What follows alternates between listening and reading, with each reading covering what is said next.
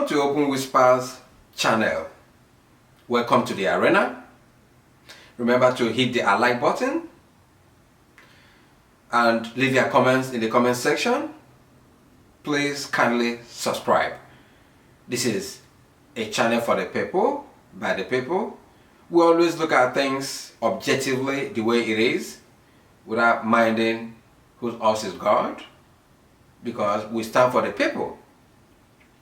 Obasanjo, the former president of Nigeria, said days ago that Nigeria needs rebels for the country to move forward.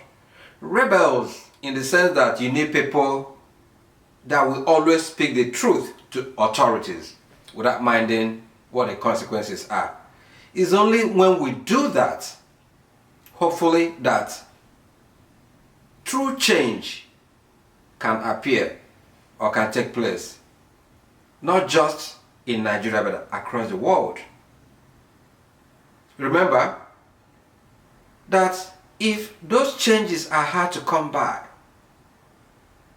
and people's silent whispers turn to open whispers, there will be trouble in the land. There will be storm. The system needs to change. So that's why I support what he said by that, saying that Nigeria needs rebels to speak the truth at all times without minding what comes to them or what comes against them. And this is what Open Whispers channel is all about. So welcome to the arena today. Talking about a system, let me start with this story today. In America, there were this black couple who spent thousands of dollars refurbishing their house because they needed to put it in the market for sale. Now, when their house was ready for appraisal, of course, this white appraisal company or whoever came to look at the house. And because of who they were, because of their color, I presume, the appraisal was down.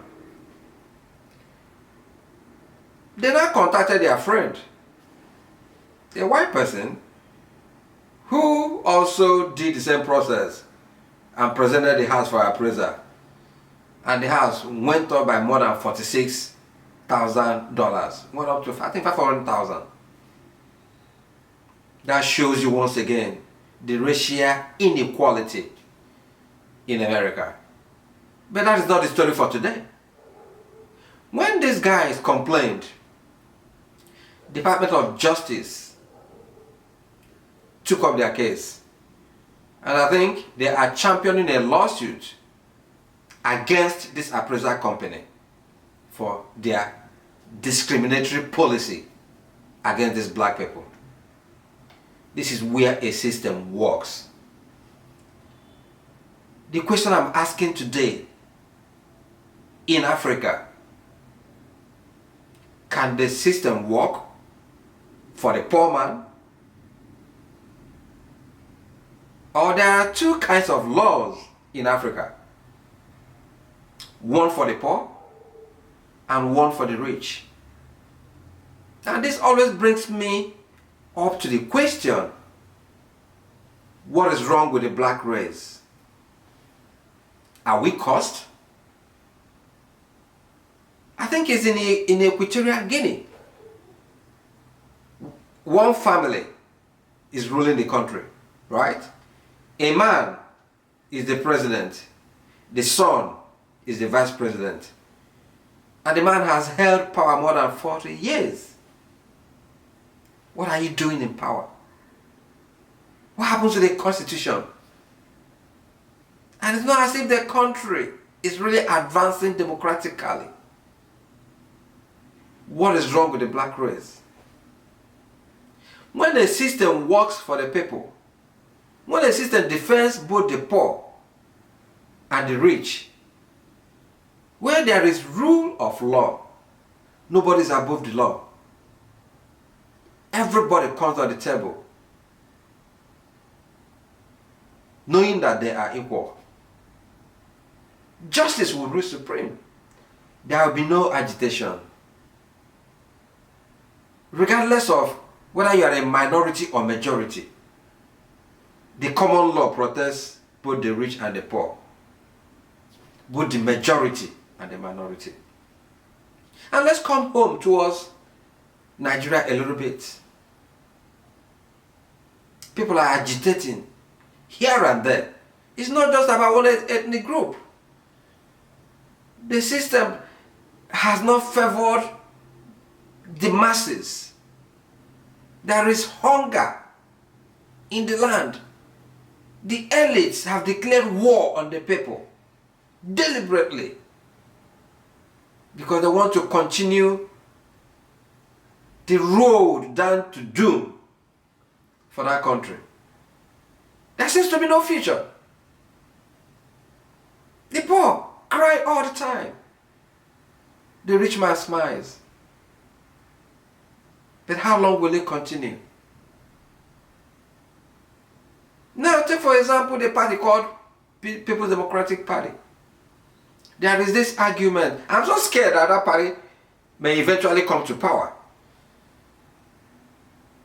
It's something that is troubling because you can't really separate PDP and PDP. The same players who have ruined Nigeria's economy, they are at it again. They say they are on rescue Nigeria mission.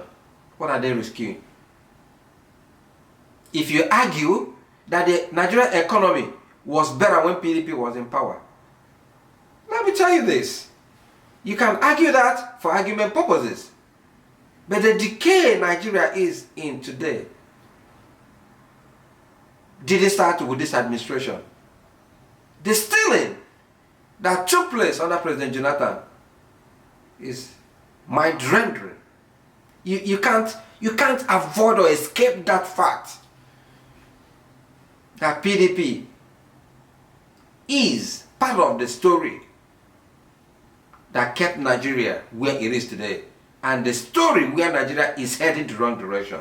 16 years in power. Apart from the 8 years that Obasanjo was in power, that got Nigeria debt forgiveness. Where is the country today? Back to debt. But it's a story of another day. Nigeria is heading the wrong direction. And PDP, the same people that crafted a constitution saying that power should rotate, now it doesn't favor them. They are being smart by half, saying that there is no power rotation in their constitution, the minority should not be protected, that it should still go back to the north.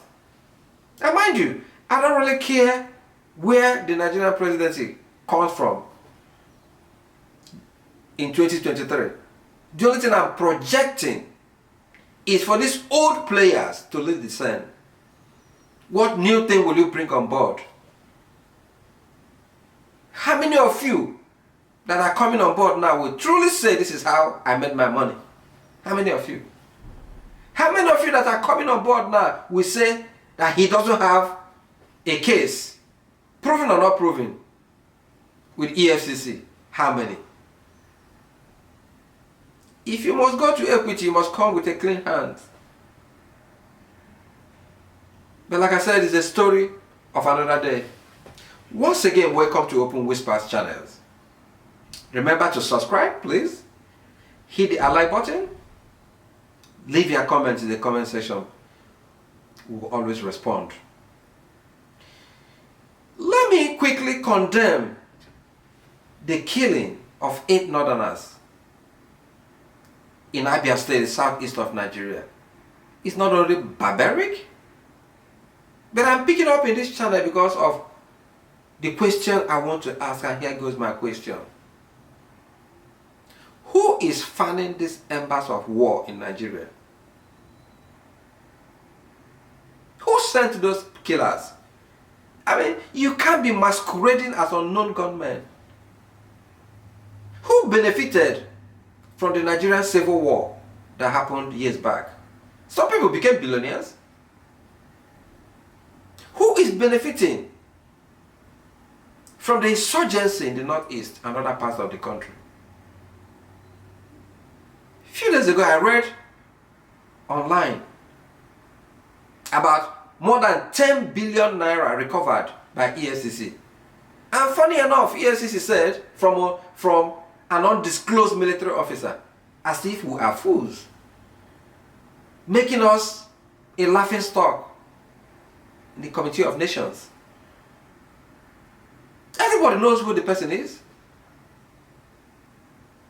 But you could have done the nation a favor and done yourself a favor to save your face, EFCC, if only you had mentioned the source of the recovery for others to know that you are doing a good job and that there is nobody to spare in the war against corruption. Some of us voted for Buhari and I don't have any regrets.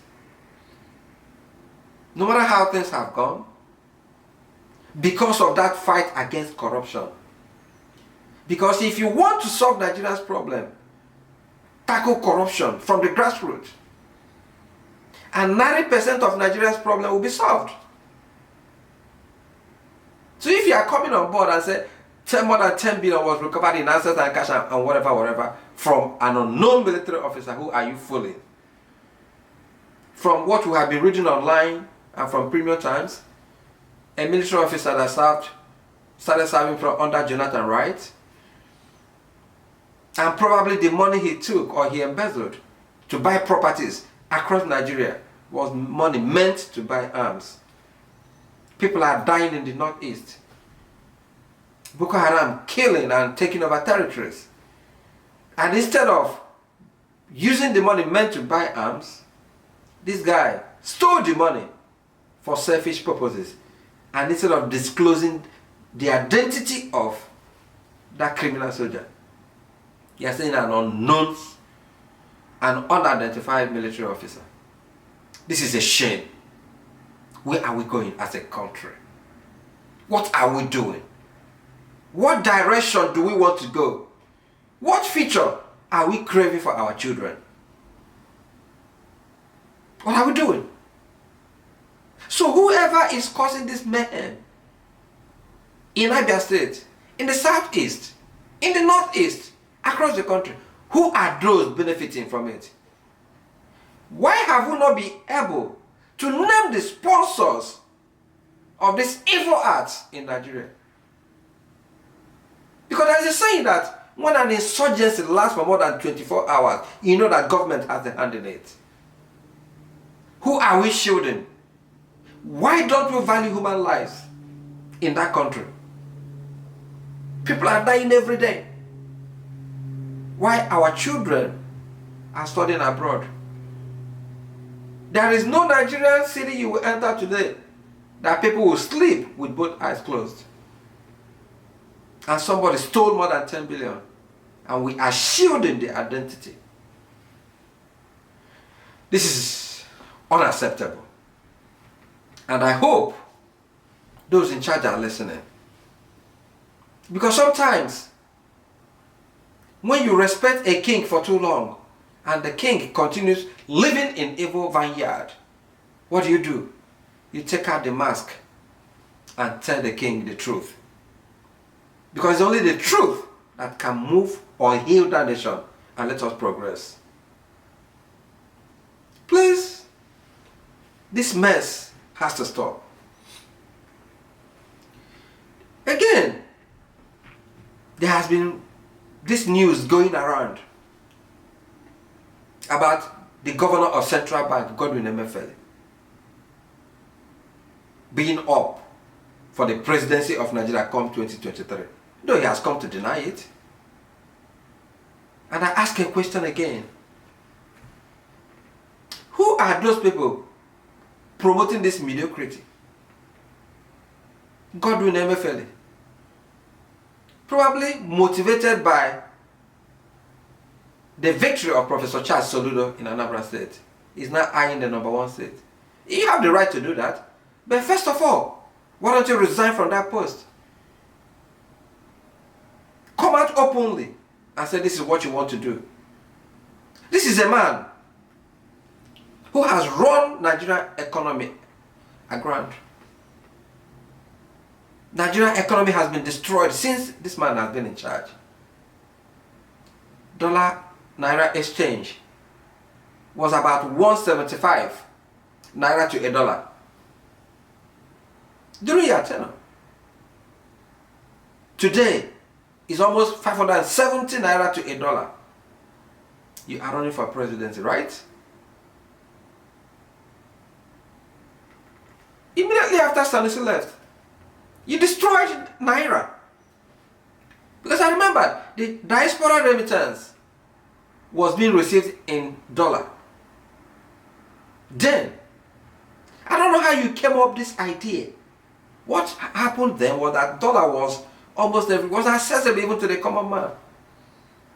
So there was no issue of hoarding the dollar. That is common economics. You stopped it. And people started receiving the diaspora remittance in Naira. Only for you to see the bad effect it had on your economy, you made a U-turn. And said people can receive bonus to encourage them to receive the remittance in dollars. How long did it take you to realize that the policy was a bad one? That the policy of receiving diaspora remittance in Naira was a bad one? How long? You are running for presidency. Remember when Sanusi was there? Then the common man could use any ATM from any bank, not his own bank, to withdraw money without any charges. During your time, you stopped it and started a surcharge of 65 Naira after the third transaction if you use another bank's ATM. What did it do? It increased queues on these various platforms. You can wake up in the morning and stay in the line for several hours trying to withdraw money because the common man, the poor masses, didn't want to pay that 65 Naira. All the policies, if I remember, that you have made so far as the governor of Central Bank has been anti-masses. Look at the charges. The bank will charge you maintenance charges. You obtain the ATM card, they will still charge you. But in the advanced plans, when they do that monthly charges, if they will charge you, ATM cards are given free because it's covered in the monthly charges that eBank does. Nigeria is different. You bring your statement, you are charged. The charges in a month is more than 2, 3, 4, and the banks are declaring profits while the poor masses are getting poorer through your policy, Emefieli. You are running for president. Couple of weeks back, you introduced this rice pyramid because the importation of rice was banned in 2015 to encourage local production. What happened? A bag of rice that was 7,000 then, today is about 30, 35,000 under your watch. So the rice pyramid you have done, I don't know how you came about that, to say that production of rice now locally is up. What is the price of a bag or a bushel of local rice, Emefieli, in the Nigerian market today? Before you took office, it was about 8,500, it was about 2,000. Today is 10,000 for a bushel of rice. You are running for presidency. So the policy that you have supervised through the Abia's Bank, how has it helped the common marketer or the common farmer in the rural villages of Nigeria? Every day you bandit figures that the GDP is growing. Has it reflected on the economy? The economy is not stupid. When you do the right thing, the economy will grow. It's not on paper. It's not on paper. Nigeria economy is sinking. Those who are pushing you are saying that you have helped Nigeria recover from recession twice. Who took Nigeria economy into recession? Is it not you? You are running for president. You see, it's time we stop this nonsense that we are doing today. You introduce e-Naira. And I asked, throughout the Christmas, the poor masses could not withdraw money from the ATM. Yet, you want to say you want to do cashless policy. The e-Naira, how will it help the farmer in the village who is illiterate, who cannot read ABCD or count 1, 2, 3? So that means you are the governor of central bank for the elites. To me, my personal opinion, your tenure as the central bank governor of Nigeria has been characterized with nothing but bad leadership, failure. Who is promoting this mediocrity in terms of pushing people who are not supposed, who have shown nothing but failure in the public sector they have occupied? How did we get here? If Nigeria really want to get it right, why don't they forget this tribalistic politics they are playing? You can go to the World Bank, and I insist, ask Ngozi Okonjo-Iweala to come and help to get Nigeria right. There are various capable hands in Nigeria apart from those people that are now angling to be there. Let's check your records and see what you have done in the past and see what you can do for Nigeria. Remember, when silent whispers of a people are ignored, it becomes louder, louder, louder, until it becomes open whispers. And there is danger in the land. Things will really fall apart. The Igbo people will give an adage and say, "Ta bubo." It is early. It's not too late to start again. This is Open Whispers. Remember to subscribe, hit the like button, and please share the video. Be well, do good work, and please do keep in touch. Thank you and God bless you.